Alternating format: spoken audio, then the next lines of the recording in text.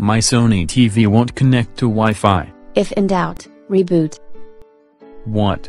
The TV or the router? You can try turning off the TV by unplugging it, waiting 5 minutes and turning it back on, and if that doesn't work, power cycling the router. If it were that simple, I wouldn't need your help.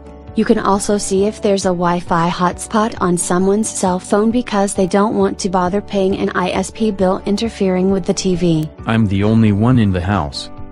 That rules out someone else's gaming console being said to have first dibs on all the bandwidth, so their gaming and live streaming of their game taking up the bandwidth so the TV can't connect. And don't ask about whether or not the router can't connect at all, because I can get it to pass speed tests with other devices. I'd suggest looking up whether the Sony TV is internet capable. It is supposed to be. So make sure that the router recognizes the TV as a device, and that it can get a good connection. This isn't a case of a WMM setting to help streaming audio that causes it to time out or get jittery and the latency is so bad it loses the connection. That's the fancy term for being so slow it times out. Sony's website says to update the software in case the TV doesn't have the right firmware. It is hard for it to update if it can't connect to the internet. So download firmware to your PC, copy it to a USB stick, then plug that into the TV to run the updates. And then reboot the TV and hope it works. You can also check the TV to see if it is a specific app or service.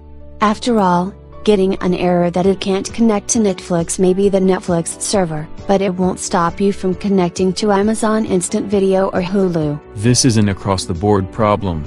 Power cycle the router, then go to network, refresh internet content to make sure the problem isn't that it is looking at an old page with the error message instead of a working interface. I don't think this is solved by rebooting and refreshing the session. Sony's website suggests setting the default DNS manually to 48 and the secondary DNS to 8844. Because the default DNS isn't working. Or your prior attempts to set it manually don't work. This makes the reset to factory defaults on smartphones seem like a good solution. Or you could reset it to factory settings by power cycling it, push the up arrow, keep holding it while pressing the power button, then release the up button, then you get to run through the setup again.